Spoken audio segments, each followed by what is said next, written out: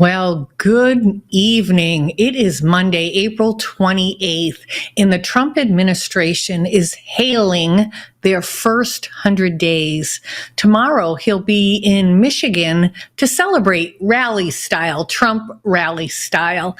Well, I'd like to bring your attention to the White House website, and here you are going to be shocked.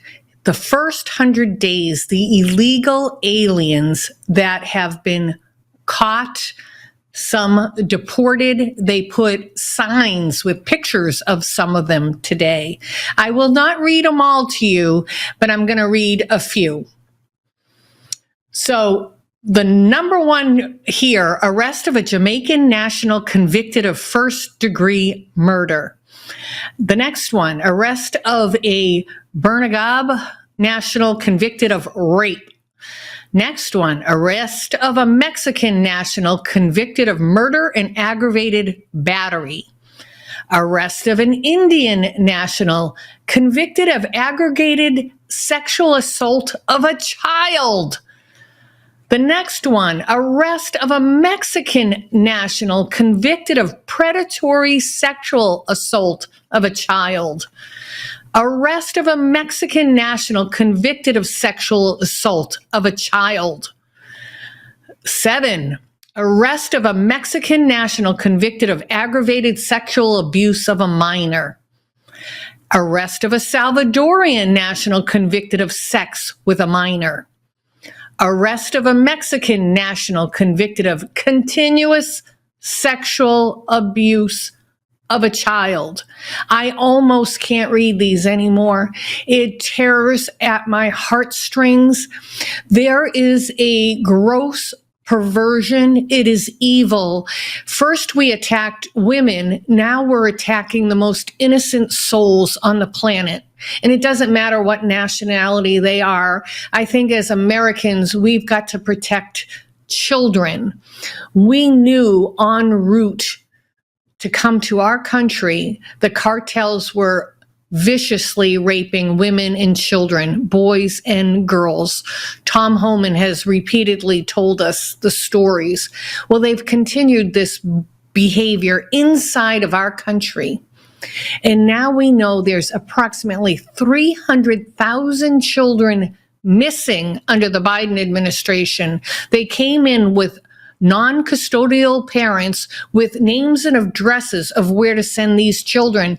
And darn it, we complied and we were complicit in this sex trafficking. Well, I am so thankful for President Trump to put this war on predators, illegal aliens, and criminals.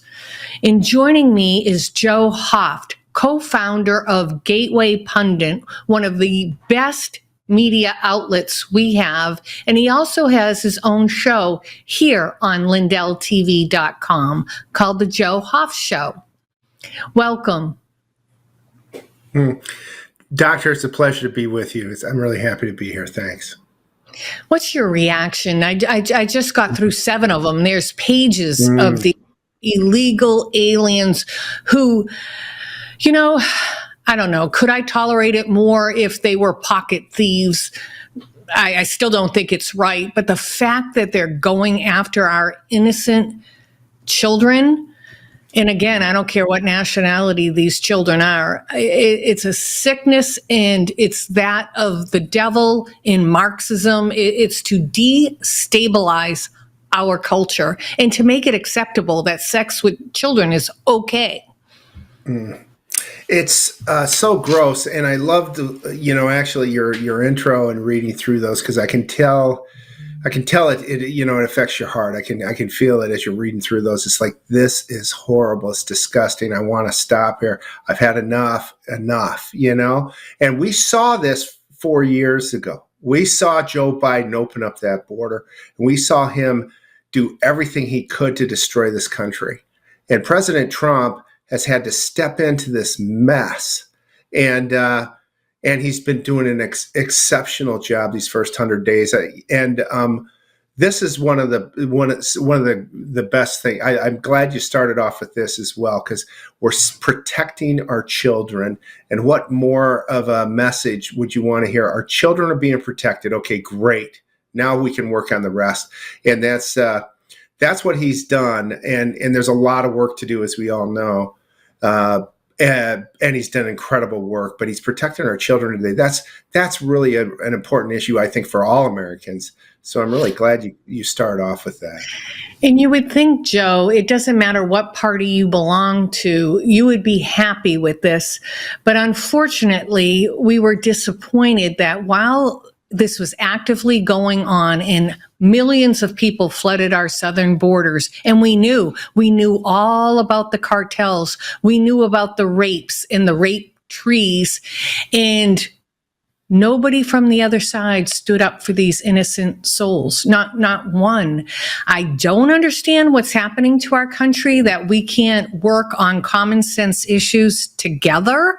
I don't know if we can ever get it back, whether we have enough time on this show to, if you could just respond to that. Can we get that back where we work together? Well, you know what I think? I think President Trump has so well aligned himself with what's right and the truth and God and Jesus, all on the same side. The other side's evil and disgusting. It's criminal. It's broken. And Trump's, lined up with the right things.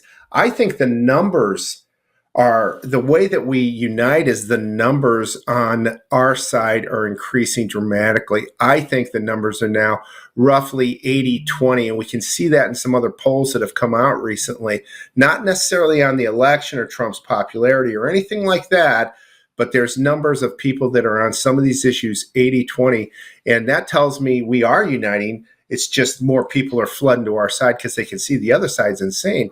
And Trump hasn't done this. They've done this themselves. It's like with this very topic, we've got the left saying that they want to align with an MS-13 monster who's illegal, came into our country, apparently had a wife here that he beat, that she called the cops on to protect herself, and that was caught in human trafficking himself.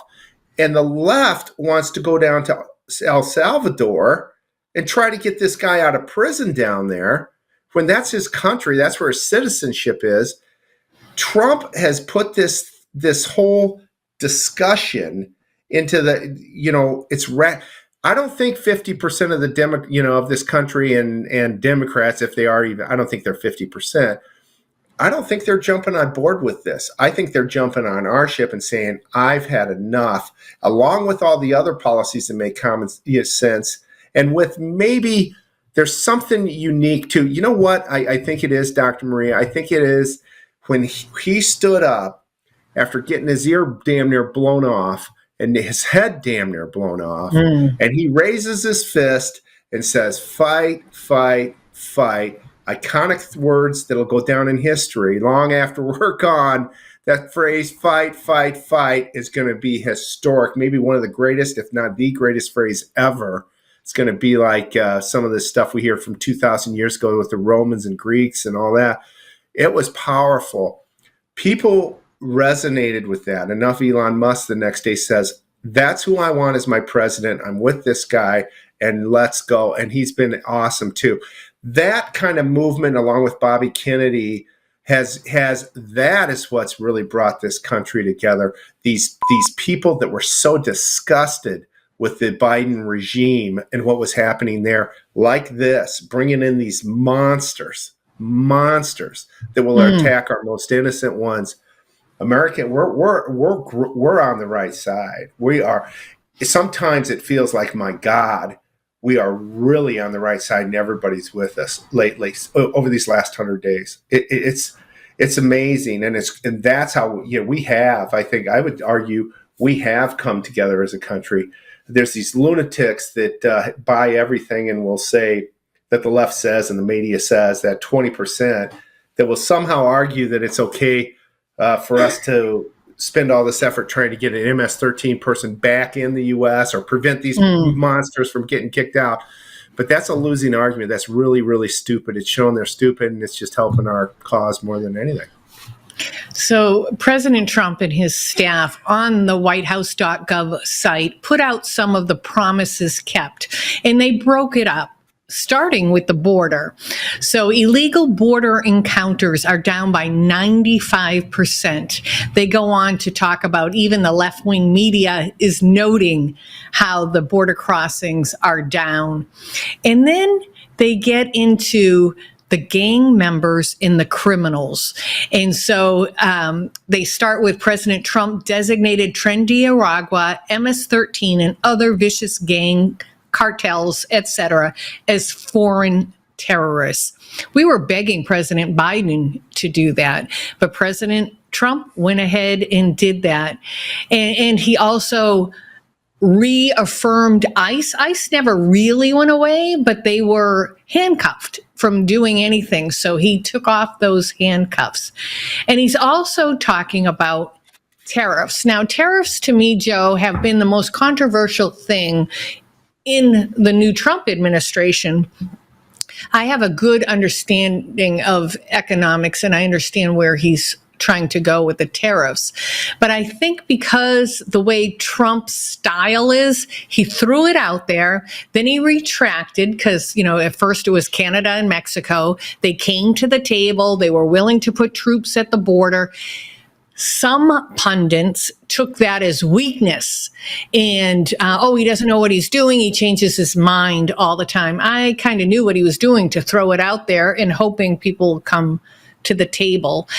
Now, Time magazine, not a very respectable magazine, but they said this first 100 days of the Trump administration is the most destabilizing in history. What are your thoughts on that, Joe? Great. Great. If this is what destabilizing looks like, yay. Great, right. If it means breaking the Biden regime apart into pieces, and that's destabilizing to the Biden regime, great. What more would we ask for? That regime was destroying America. And I look back at it and I say, Doctor, we have been so close to an entire coup d'etat of this country, not just Trump's administration back in 2016 and the efforts there, which I believe these people are going to be persecuted. With the next 100 days, we're going to start hearing more about that. I think the Comey, Obama, Biden, Hillary, and all those people involved in attempting to overthrow his first government or administration. We saw then Biden step in my opinion, after a stolen election.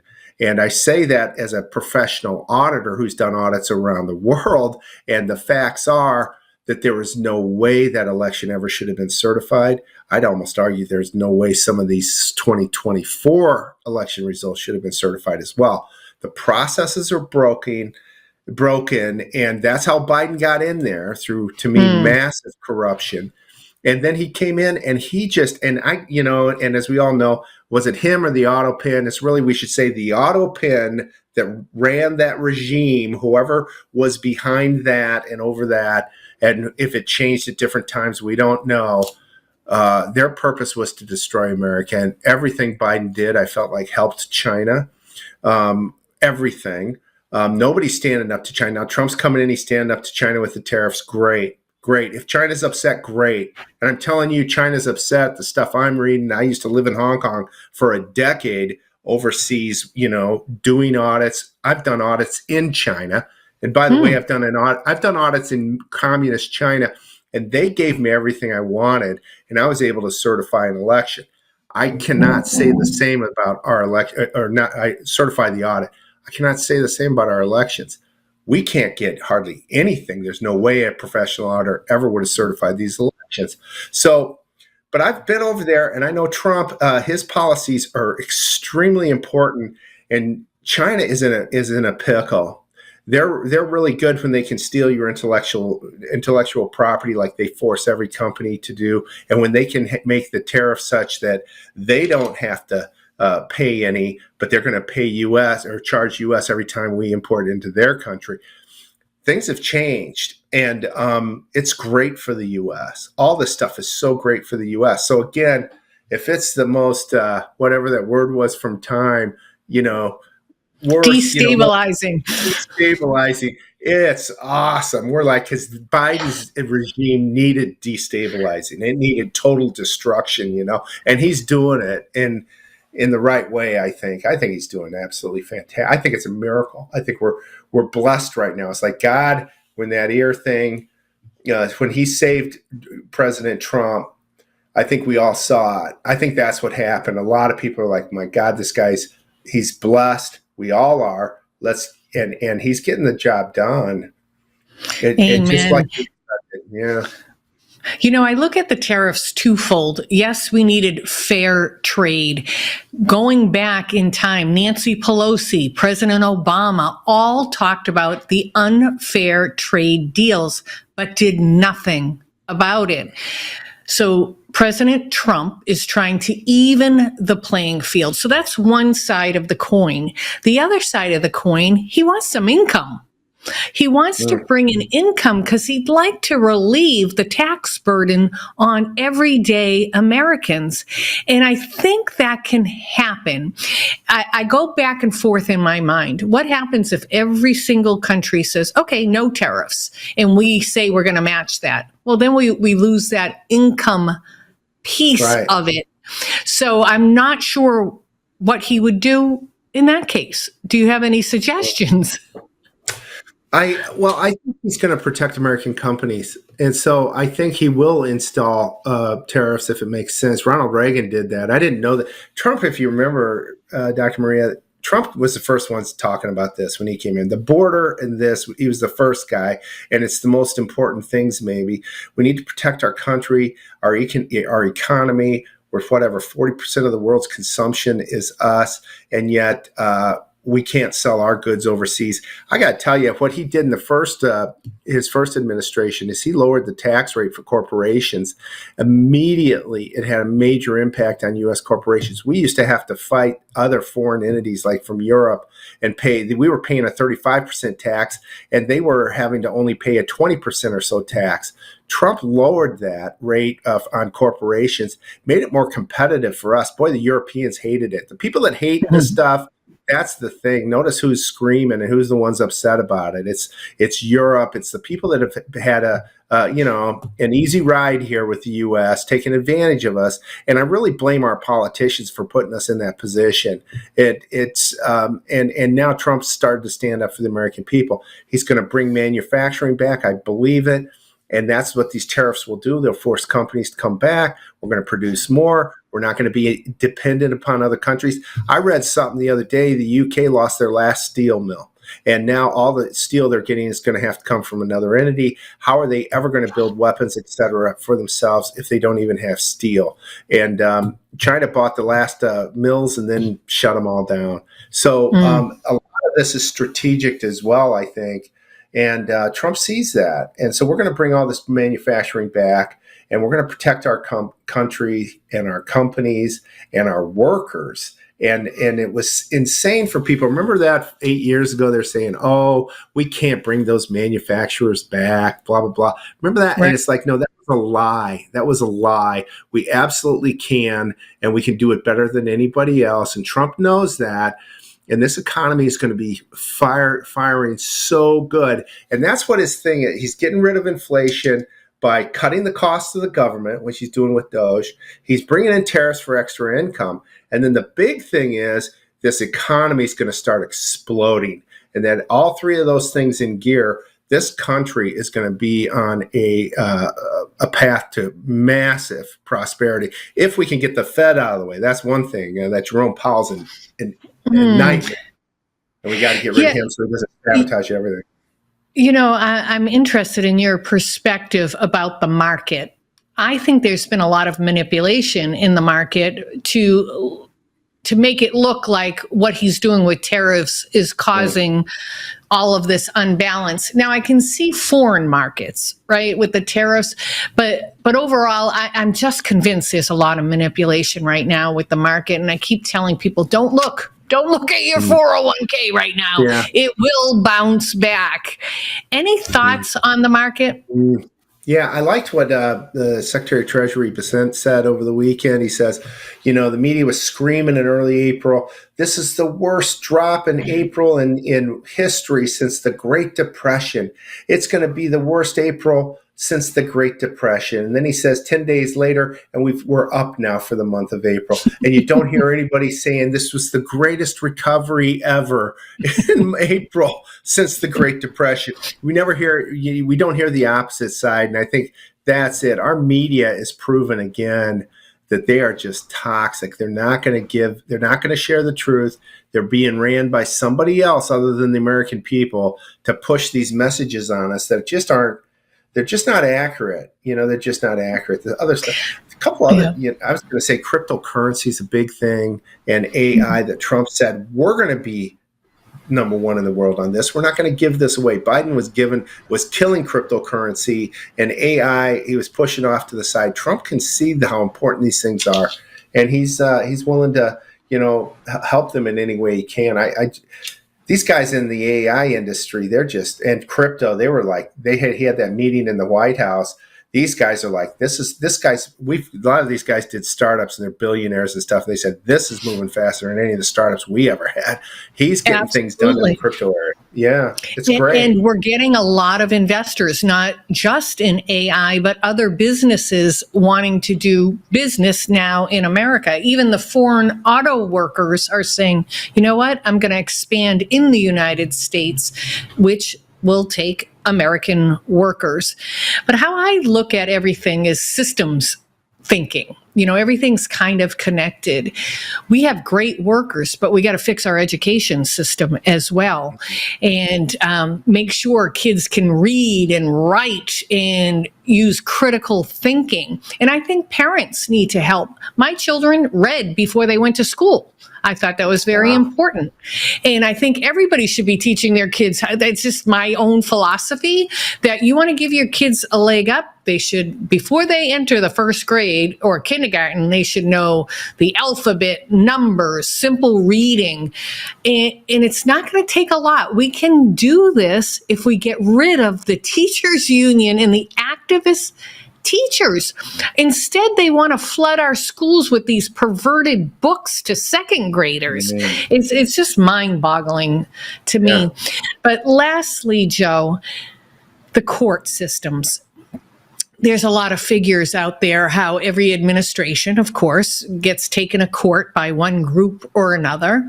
But we've not seen anything like it in both Trump administrations. Like, they're at the ready to fight everything. And now you would think judges would be fair and impartial, but we have not seen that. We have not seen that in so long.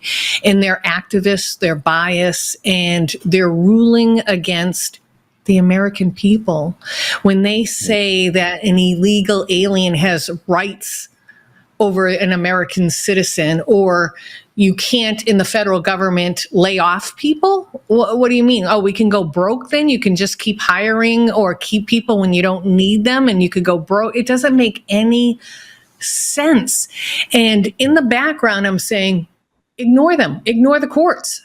I don't know what the ramification of doing that would be, but I have no trust left in the court system.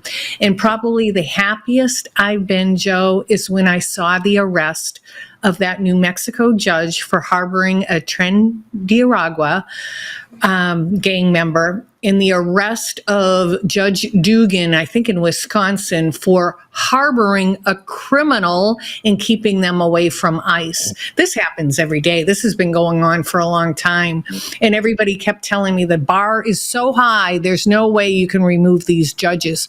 Well, how about the Sedition Act? Lieutenant Colonel Anthony Schaefer said to me, the Justice Department should be using the Sedition Act and arrest every judge that is doing illegal things and harming the United States. What say you? Well, I agree. Yeah, I like Tony a lot too. He's a sharp guy. He's got some great ideas. I do think this is a real important issue. We've got to get rid of these people that sit in these judgeships and they're not honest people. They're not people of integrity. They don't care about the law. Clearly, they don't care about justice. They have to be removed somehow. We have to do that. We've been warned by the president of El Salvador. He said that's how he got his country to where it's at today in a very short period of time. He had to get rid of these radical judges. He was able to impeach them.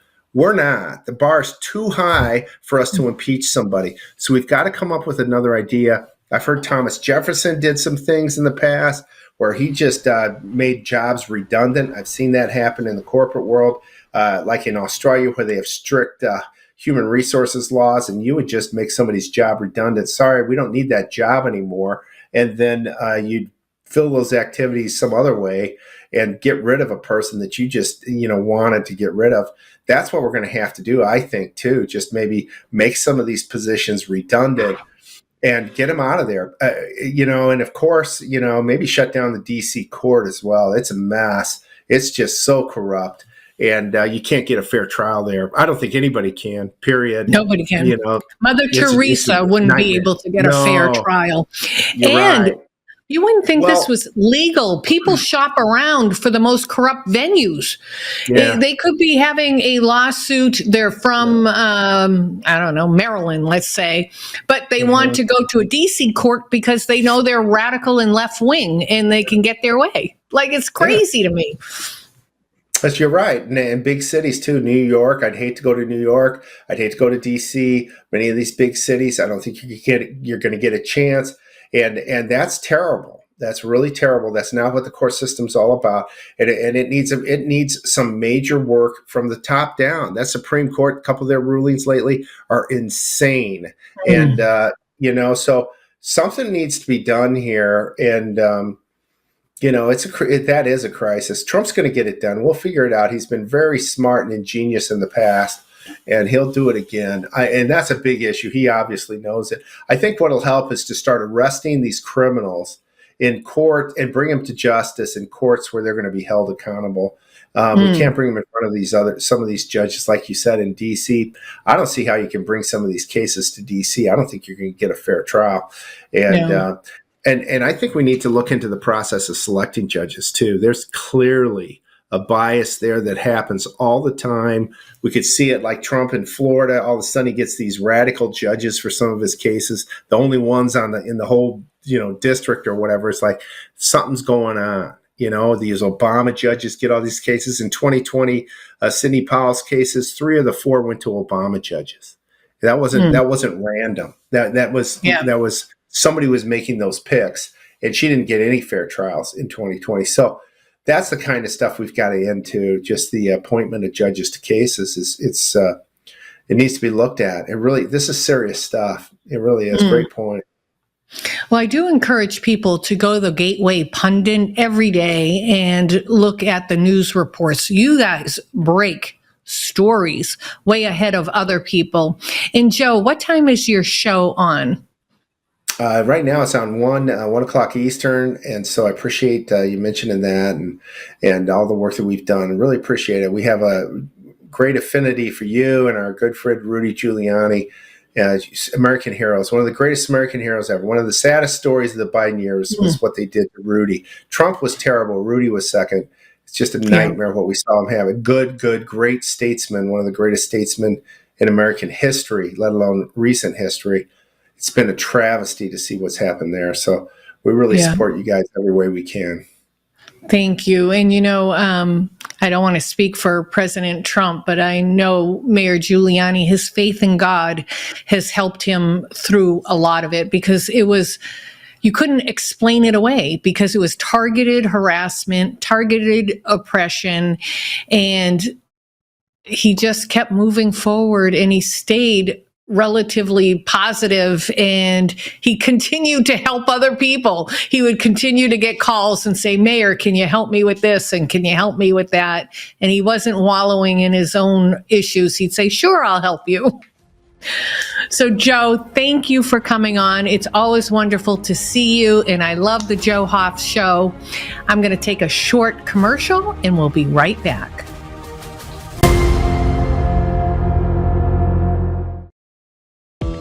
Have you ever wondered what happened to the legendary Chuck Norris? Well, I recently saw a video he made, and I was shocked.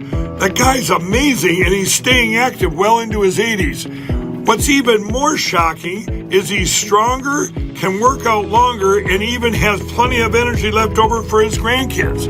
He did this by just making one change.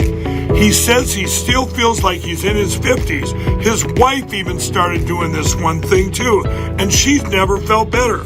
She says she feels 10 years younger, her body looks leaner, and she has energy all day. Chuck made a very special video that explains everything. Make sure you watch it by going to chuckdefense.com/Lindell. It will change the way you think about your health. Once again, that's chuckdefense.com/Lindell. You won't believe how simple it is. If you want to feel and look your best, you need to check out Pure Health Research. They have 45 premium health supplements that are designed to help you with everyday health goals. Whether it's boosting your energy or trimming belly fat, supporting healthy blood sugar, pumping your testosterone up, or even reducing swelling in your legs, Pure Health Research Supplement Store has you covered. Each formula is crafted with natural, non-GMO ingredients, backed by clinical research and manufactured right here in the USA. And here's the best part. Pure Health Research is offering you an exclusive 35% discount. Just go to purehealthresearch.com and use promo code Lindell at checkout. With their 365-day money-back guarantee, there's nothing to lose. So head over to purehealthresearch.com now, explore their 45 amazing supplements, and save 35% before this deal ends with promo code Lindell. Welcome back.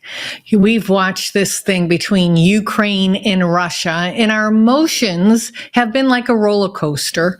Of course, the world watched with horror as Russia invaded Ukraine, and we saw really heart-wrenching stories. But we didn't know the whole story behind it. We didn't know that there were several border cities that were really Russian speaking, wanted to be part of Russia. And Ukraine was pretty tough on those Russian Ukrainian citizens and very oppressive. We didn't realize that Zelensky was a dictator, just like Putin, that he was closing churches, he was going after Christians, probably money laundering. Come on, where has all these billions of dollars have gone?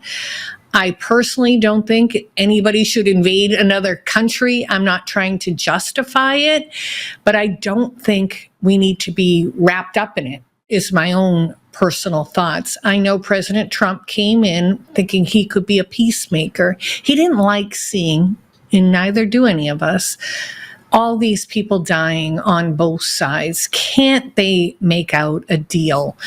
Well, Putin continues to bomb. You know, last week he bombed Kyiv when they were supposed to be in this little bit of a peace time so they could talk.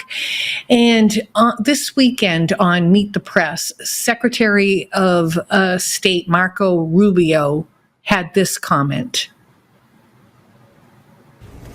Well, I think they're closer in general than they've been any time in the last 3 years, but it's still not there. And as I said, and he has said, and others have said, he's done an extraordinary job. At the highest levels of our government, the president has put out everybody you can imagine, Ambassador Witkoff, myself, the National Security Advisor, the Vice President, been involved and engaged in this effort to bring the two sides closer so we can have path to peace. By the way, that's something that should be celebrated. He's trying to end a 3-year war that has no military solution, where every day people are dying, especially on the Ukrainian side, in many cases civilians and children, as we've seen the images over the last few weeks. He's trying to bring this war to an end, and we've made real progress. But those last couple steps of this journey were always going to be the hardest ones, and it needs to happen soon. We cannot continue, as I said, to dedicate time and resources to this effort of it's not going to come to fruition. So the last week has really been about figuring out how close are these sides really, and are they close enough that this merits a continued investment of our time as a mediator in this regard. What is the timeline? Are you talking weeks or months? How long are you willing to give them to reach a peace agreement? Well, I always think it's silly to set a specific date or whatever, but I can just tell you that almost 100 days into this presidency, the president has dedicated a tremendous amount of time and energy to this. And we think we brought the sides closer than they've been in a very long time, but we're not there yet, and it needs to start happening. We need to start, I think this is going to be a very critical week. This week is going to be a really important week in which we have to make a determination about whether this is an endeavor that we want to continue to be involved in, or if it's time to sort of focus on some other issues that are equally, if not more important in some cases. But we want to see it happen. There are reasons to be optimistic, but there are reasons to be realistic, of course, as well. We're close, but we're not close enough. Not close enough because both of those leaders are untrustworthy. You know, it was Lieutenant Colonel Anthony Schaefer on the Dr. Maria show who said he knows why Zelensky wouldn't come to the table and seal the deal on rare minerals with President Trump.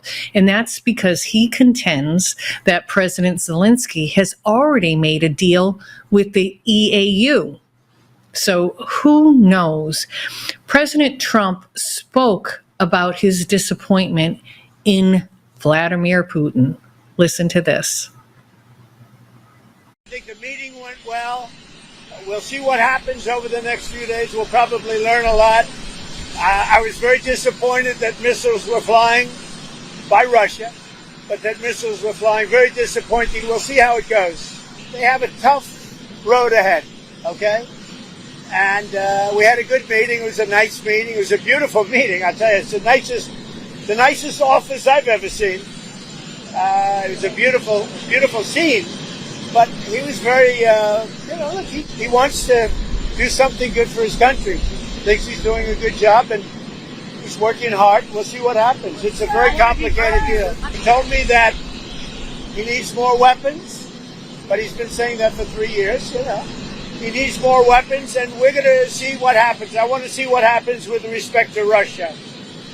Because Russia had been surprised and disappointed, very disappointed that they did the bombing of those places after discussions. Well, I want them to stop shooting, sit down and sign a deal. And we have the confines of a deal, I believe. And I want them to sign it and be done with it and just go back to life. We all hope, President Trump. Here with me tonight, David Pine, Deputy Director of National Operations. David, welcome. Hey, Maria, great to be with you. David, what is your thoughts? Should, obviously the desire is to have a peace deal. I particularly don't want any more weapons or money being given to Ukraine, but we know the weapons will run out around July. And the bombs that were used against Kyiv were from North Korea. So that's not going to stop. North Korea will continue to supply Russia, but then Ukraine will be out of weapons. What do we do? Well, I think the Trump administration has made a number of fundamental errors due to the fact that President Trump decided to pick some neoconservatives, kind of America Last globalists, in terms of Mike Waltz as National Security Advisor, Marco Rubio, of course, as Secretary of State. And of course, a lot of the statements they've made have actually been much more realist, much more, I guess, America first than they did prior to, auditioning for the Trump cabinet. But essentially what the Trump administration has opted to do is to implement the Kellogg Peace Plan. The Kellogg Peace Plan was largely rejected by Russia when it was first briefed to President Trump in June 2024. And that, of course, was the month in which President Putin demanded 3.6% of additional Ukrainian territory as the price for a durable and lasting peace. That whole thing has caused kind of a 3-month delay in peace negotiations. I'm very pleased to see that President Trump has, through Marco Rubio on April 18th, presented the first U.S. Peace framework or peace plan to Russia and to our NATO partners. I don't refer to them as allies anymore because they don't act like allies, but our NATO partners and, of course, Ukraine. Ukraine was the most vehement in opposition to the Trump peace plan, which is very favorable to Ukraine. And reportedly, this peace plan has been accepted by the Russian Federation in all but, I think, 2 of the 7 points have been accepted by Russia, whereas Ukraine is balking to any concession. I mean, Zelensky continues to refuse to recognize even 1 square kilometer of Russia's annexed territories that encompass 5 different former Ukrainian oblasts. So, Marco Rubio has been very clear. While he was speaking against Russia in that interview, he's many of his statements recently, beginning on April 18th, have been directed against Volodymyr Zelensky, because it's Zelensky that is the principal obstacle to peace. Of course, these Russian missile strikes. We don't report negatively on any Ukrainian missile strikes on Russian civilians or military targets. Of course, they get a pass to do any of that. Russia, gratefully, has not targeted, Ukrainian civilians for destruction. Certainly, there have been civilian casualties, but they've been targeting, primarily military targets and critical infrastructure. And according to the UN Human Rights Commission, there's only been 12,500 Ukrainian civilian deaths in 3 years of war. And, that seems like a lot, but, compare that to Israel's bombing of Gaza, it's much, much, much less over, twice the period of time. What if Russia continues to bomb different areas of Ukraine? Should we do anything? Should we put sanctions, or should we walk away? Well, I've been presenting workable and acceptable peace plans, proposals to end this war since June of 2022. And as you may be aware, I was placed on Ukraine's blacklist for doing that with my national interest peace proposal, which again was very favorable to Ukraine, much more favorable than any peace plans being discussed today. Called for almost a full Russian withdrawal from Ukrainian territory. So I have a peace plan on the table. I think if the Trump administration were to utilize that, there wouldn't be a need to walk away. Russia would accept it with very minor changes. The difficult thing, I guess, appears to be that President Trump. I'm sure that he realizes that if he were to mandate that Starlink access be cut off to Ukraine, Ukraine would be forced to accept whatever peace deal that President Trump negotiated with Russia. And so that's really the key thing, is we don't have to worry about what Ukraine wants. We can represent Ukraine's best interests quite ably with our diplomatic heft. We have cards. Ukraine doesn't have any cards, as President Trump famously likes to say. Russia holds most of the cards. So we, as the victorious power, we have to negotiate an agreement that's minimally acceptable to Moscow. But in terms of Zelensky, I think we can successfully pressure Zelensky to accept whatever terms we negotiate. And so if President Trump is willing to use that option, he doesn't have to worry about what the EU thinks or what Zelensky thinks.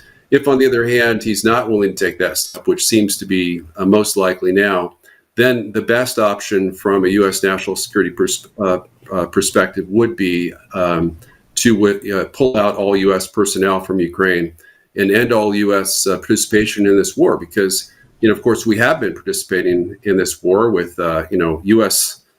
Soldiers and contractors helping to fire missiles at Russia, including at Moscow itself, their nuclear triad, all kinds of things that if the U.S. had responded, we're under the same situation with, Russian missiles being fired from Canada against D.C. and New York. We would have nuked Canada minimally by now, and it's it's rather amazing to me that Putin has responded with so much restraint and not escalated to the nuclear level in Ukraine. Interesting. I thought that as well. And I struggle with this unwavering support that we saw under the Biden administration when it comes to Ukraine. Like I mentioned, he has, Zelensky, gone after Christians, gone after political opponents, canceled elections. Why do we want to support somebody like that? Just like, why do we want to support a dictator like Vladimir Putin? Why can't we walk away? I need something to understand why we have to stay involved in this. So when this conflict first broke out, I drafted an article, which I'm not sure I ever published, but essentially the theme of the article was, the U.S. would be, U.S. leaders would be at great risk of believing our own BS propaganda, to put it, not too lightly, but essentially, that's what happened with the Biden administration. Is they painted themselves in a corner. They claimed falsely that Putin was a war criminal, that he was committing genocide against the Ukrainians, and that we had a moral duty to stop what he basically defined as a modern day Hitler. And we didn't really provide him any leeway to negotiate a favorable, mutually acceptable diplomatic exit from the conflict, as JFK, wisely did with regards to the Soviets in the Cuban Missile Crisis. But President Trump is operating under no such constraints. As he and Marco Rubio have rightly stated, this is Biden's war.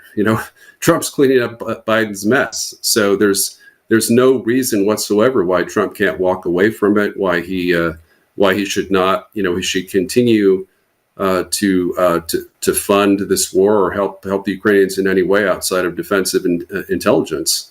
We shouldn't have any military personnel helping to fire missiles against Russia. We shouldn't be sending arms that are desperately needed for the U.S. military to Ukraine, as Biden did. We shouldn't have this kind of Cold War mentality that Putin is the incarnation of Hitler or Joseph Stalin, because none of it's true. Putin has had the military capability to.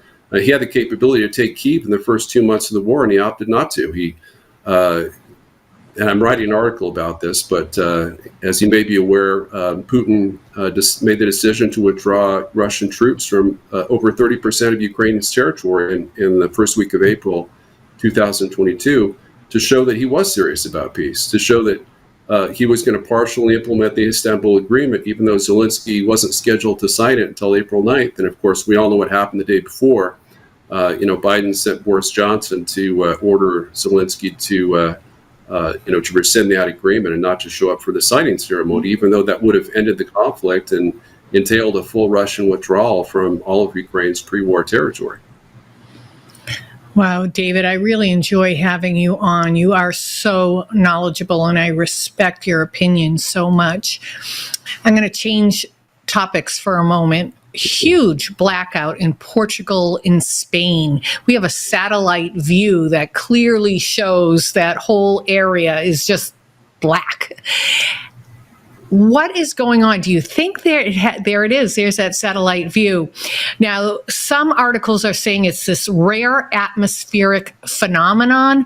Others are blaming Russia, and then there's still the unknown why this is happening. Any word on the street what's happening with this blackout? It wouldn't be the first.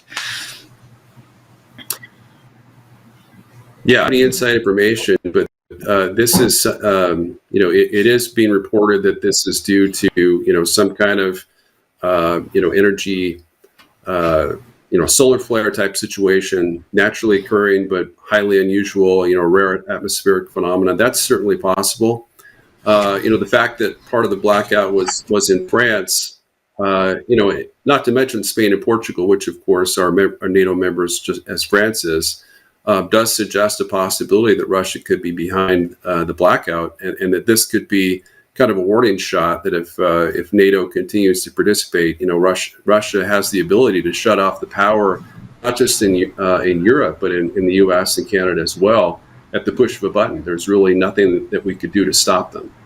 And so, that's just kind of underscores the importance of Trump's efforts to negotiate a peace acceptable to Russia, or simply to pull us out. Because, we, as much as I'd love to see a negotiated peace that is highly beneficial to Ukraine, as Trump has been working to achieve, if Zelensky's unwilling to accept that, then we can certainly continue to pursue our, President Trump's brilliant idea for a geostrategic partnership with Russia, even without the war in Ukraine ending. We can lift sanctions on Russia.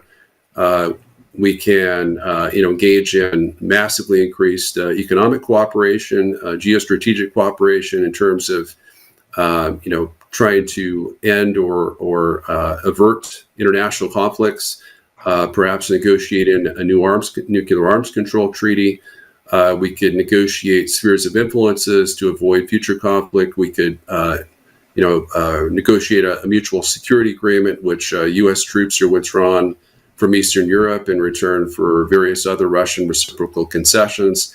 We can expand missile defense cooperation in terms of advanced Russian technologies for perhaps a joint missile defense system between the U.S. and Russia.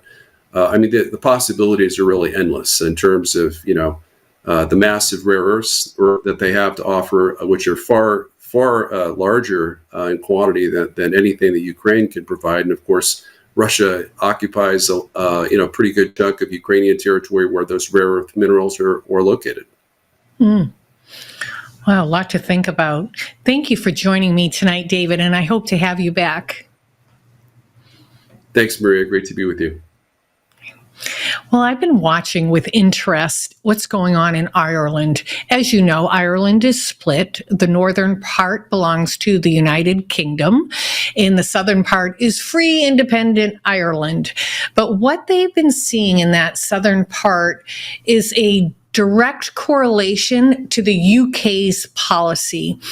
If any of you have traveled to London frequently, you're surprised how it's changed. Crime is up. There's all kinds of talk about instituting Sharia law. Mohammed is the most popular baby name. And there's this mass influx of Middle Eastern people from Syria, from a lot of different countries. Well, that's spilling over into Southern Ireland. And what the people are saying is, we don't care about someone's nationality. It's not, we're anti a type of person. We just don't have jobs for ourselves. We don't have the money. And the government is so far radically left now, they want to give these illegals money. Well, we've seen that before. Let's watch this quick clip. Well, we're here today, a protest we called a number of weeks ago, to point out the problems in this country, including the housing problem, the immigration problem, the health service. Right across every issue in this country, this government is failing its people. We have well over 10,000 people here, and we haven't even started. The biggest protest march that there has been in this city since the last one we had, in fact.